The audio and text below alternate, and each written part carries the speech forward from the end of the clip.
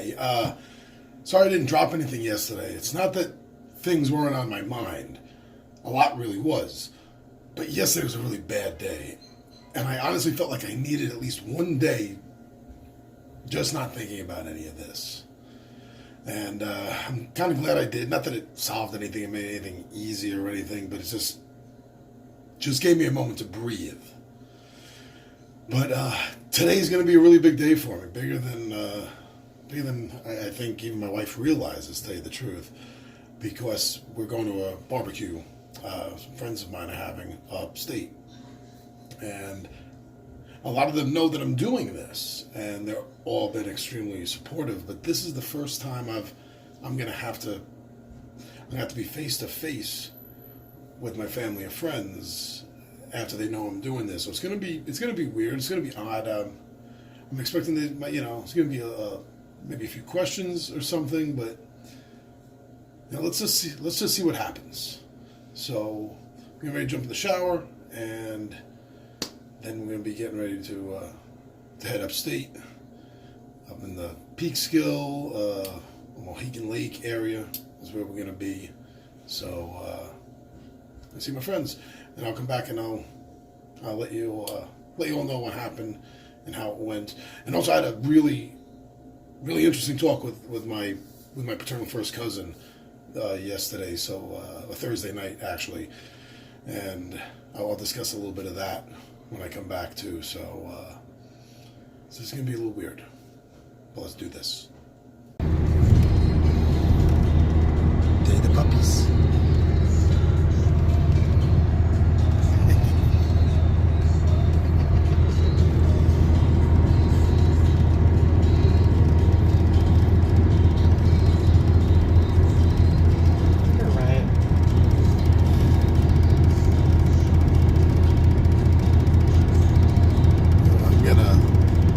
I'm going to film something when I get home, but I just wanted to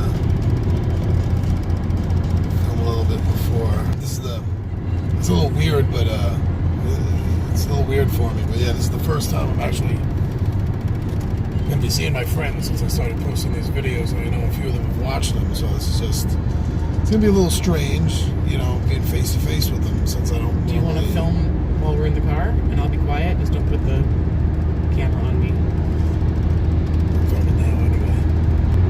Yeah, so on the road now, heading upstate to the barbecue. I mean, I'm looking forward to it. And my friends, I have a good time with them. They're my family.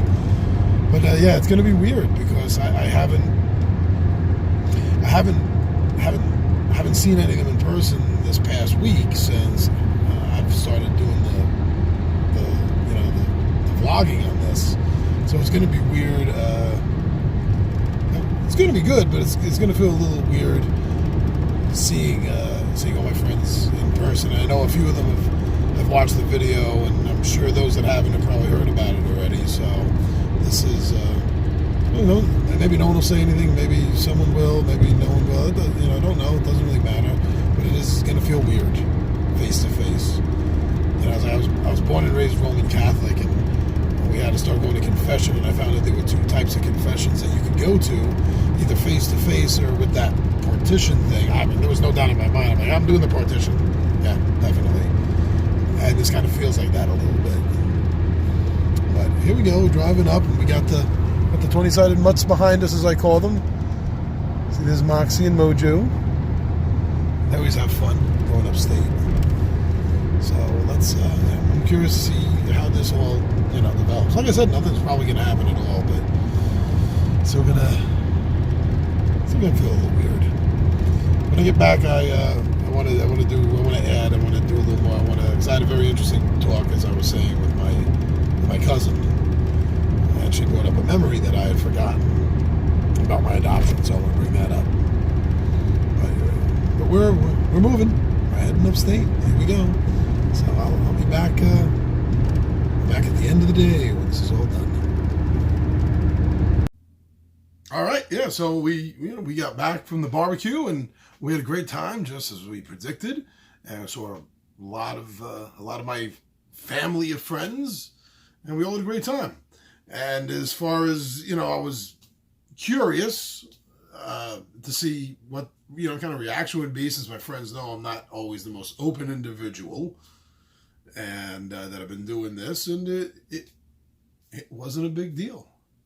I had a couple of questions, mostly about the DNA stuff, and that was it. So it was just a regular hangout, and that felt good.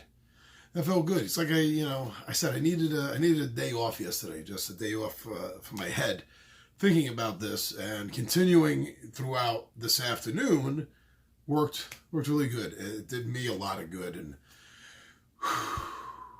gave me a second wind. Now, while I was there, I saw Steve-O and Joanne, who you may remember I mentioned in the very first episode about when I discovered I was adopted. And after the slip up of the tongue, and I found out by accident, in case you didn't watch the first one, a little synopsis, I was on my way to their house to go hang out. Steve was coming back from work. Joanne was already home. I was on my way. And so they've been there with me literally since the first day I found out 20 years ago. And as Joanne promised, not that there was any doubt, she gave me their copy of 23andMe that they're not using. Long story, they ended up with one copy, and they just changed their mind. Long story short. So I'm going to be able to do this and then register this with 23andMe.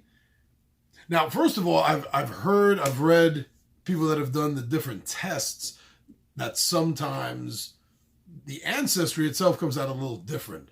So I'm curious to see how that's going to evolve. I'm genuinely curious about that. See if this says the same thing. Am I French according to this? Right? I don't know.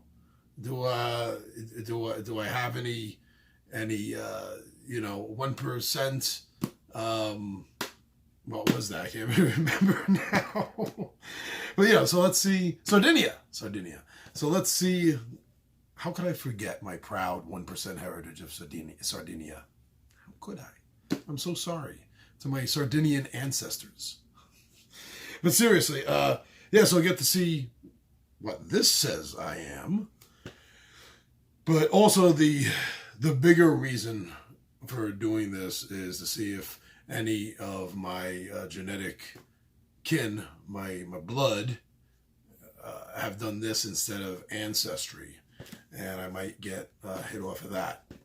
And a big problem, that's blown it out of proportion. There's a big problem about this. A problem is my age category. I'm 50 years old. And allegedly, according to Dad, I was the youngest of 4, maybe 5 other siblings. Putting them into maybe halfway towards, 60, And this age category traditionally is not very big on trusting or wanting to do this. Case in point, I wasn't until I decided that doing something like this might be the only way for me to finally get answers, and I gave in. So the likelihood of me making a connection with a sibling or a half-sibling is less, simply because of the age category. But, I might get a niece or a nephew, full or half or something. That would be interesting. That would help maybe get me some answers. But, so this is going to be really interesting to do. And this is the same. I'm looking at the back here. You register your kid online with the number on the tube, spit into it, and then when you finally get the email, you can check it all out. This is like the exact same thing I just did. And I bet it's even going to look exactly the same. We'll do a little unboxing of this. Get that wrapper off. And get that opened up like this. It's like taking off clothes and having the same exact clothes on underneath. And then, like so. And I'll see this for the first time like you. Oh, that's what I'm seeing as a book. Okay. Actually, yeah, I think that's pretty much it. That's exactly the same. And then you have this. This says exactly the same. Oh, hello, Mojo. Exactly the same. Hey, buddy. Come here. Someone wants to say hello. Come here, buddy. Come here. Hi, buddy. That's my little man. Mojo Jojo Magoo. Good boy. Daddy be done soon. Go ahead. But yeah, this is exactly the same. Spitting it up to the line, sending the barcode online, then wait X amount of weeks and you get your results. So that's going to be really, really cool to compare this. Yes. So the other thing I mentioned I wanted to talk about was I had a nice, very nice, I don't mean that sarcastically or anything, for some reason all of a sudden as soon as I said that it sounded sarcastic or something. But no, I had a very nice, long conversation with my cousin, my paternal cousin, Eileen Ann. I've loved all my cousins, my relatives, but I have a very special bond with Eileen Ann. Out of all the cousins, I was the baby of the family. And on top of that, my dad was the baby of the family. So Dad was kind of Grandma's favorite, simply because he was the baby. And I became her favorite because I was the baby. But Eileen Ann always looked out for me. She was always there, even when the other cousins were too old to really want to hang out, with a 7-year-old. But Eileen Ann, the 17-year-old, she had no qualms with it. She always gave me time, and so I had a nice long conversation with Eileen Ann, and her mom is my dad's sister, my paternal cousin. She told me something that I had completely blocked out, and I don't know why. But as she told it to me, the images unfolded in my mind, and I remembered. And it was just so weird that it was out of my mind, because it wasn't. I mean, I maybe it was traumatic, and I just didn't think it was. So, if you remember from the first episode, I explained how a neighbor accidentally slipped up after my mom died and let me know that I was adopted. And I was on my way to my friend Steve and Joanne's house, who couldn't believe it. Joanne, like everyone else I know, really couldn't believe it because everyone thinks I look like my dad. Anyway, I guess he got lucky there. Now, I remembered after that just walking home in a little bit of a daze, just because they kept me well entertained, and they kept my mind off of this, and we're playing video games and watching cartoons and just being fools. And it wasn't until the walk home that everything started tidal waving over my mind. And in my memory, it was just me. After that, it was just me getting home and talking to Dad. But Eileen Ann reminded me that when I got home, this is the part she didn't know, but all came back to me, was that when I got home, Dad wasn't here. He hadn't gotten back from the bar yet. And I didn't know what to do. I didn't know, I have to say something. I got to say something. But I don't want to say something. What? So I got out the phone book, and I called Eileen Ann. And I told her what happened with me and Beatrice. And I asked her if that was true. And she didn't hesitate. She didn't miss a beat. She said it was. And I asked her, I said, well, how did everyone keep it a secret? Why didn't anyone tell me? And her answer was, because nobody cared. It didn't matter to any of us. It wasn't a thought. You were just our baby cousin. That's all you ever were to us.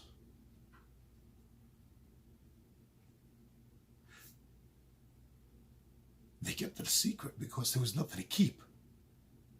That's what made it so easy for them. I'd forgotten all that until she told me, and the whole imagery and the hearing of it, sight and sound all just reflooded back into my mind. So when Dad got home, that's what really kind of made it easier for me to talk to him about it. It was all because of Eileen Ann. And I don't know why I blocked that out. It really doesn't make sense to me. I thought people only blocked out memories that were traumatic, and I don't find that traumatic. It kind of like just the opposite. It's like taking a weight off. Hearing such an honest, blunt answer like that. No pause. No hesitation. Boom. So I don't know why. But it's solid there now again. That was just weird. But we had a great conversation about growing up in a household with grandparents and great aunts and uncles right off the boat from Ireland, and brogues so thick no one could understand them in the neighborhood who didn't have a brogue or was in the family. Like Eileen Ann shared the same exact story with me that I have with my friend Dennis Waldron.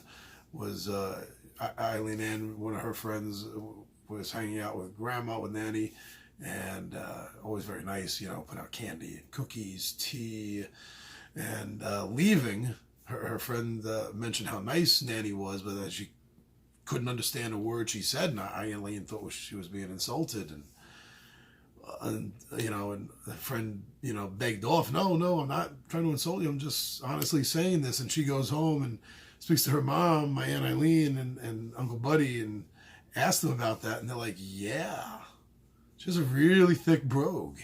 You just don't hear it because you were born into the family. And I had the same exact thing with Dennis, and almost getting into a fist fight with him, and coming home and telling that to Mom and Dad, and them telling me the same exact thing. It's like, oh, she has a really thick brogue. People have a hard time understanding her, but you've heard it literally your whole life since you were a baby, so you don't hear it. This is funny. We were up all night and we were exchanging stories about the old folks in the neighborhood and our great aunts and uncles, and it was really good. It was a really good phone call. It was, and made me feel better, just like today did at the barbecue. So I can't wait to get this done. I'm spitting. If it wasn't so late tonight, I'd just right now. But yeah, tomorrow. I'm spitting in this tomorrow. I'm sending out. Well, actually, I can't just send it out. I got to walk this down to the post office because it doesn't fit into mailboxes anymore. Talk about being an old man. I remember the day when you could put something bigger than an envelope inside a mailbox. That put me in a straitjacket and taking me away. Grandpa's having delusions again. No, yeah, I got to walk this down to the post office, but who cares? I don't care. This is getting done. All right. And there is something else I want to do. I think the next video, I want to do something I think might be a little odd. I really don't know, but I was thinking about sort of doing a little introductory thing to my bio family. I was thinking about that today. I'm not sure. That might be the next video I do. I don't know. Like I said, I do these when I need to do them, and suddenly all of a sudden they became every day. I guess I need to do them every day, but no, that's not the point. The point is not that I need to do them every day. I need to do them when I need to do them. When I feel the need, I want to get something off my chest. I want to talk about something. Because I know there are other people that are going through the same exact thing. And maybe just watching my videos will help them understand what they're going through, or give them the courage to talk about it as well.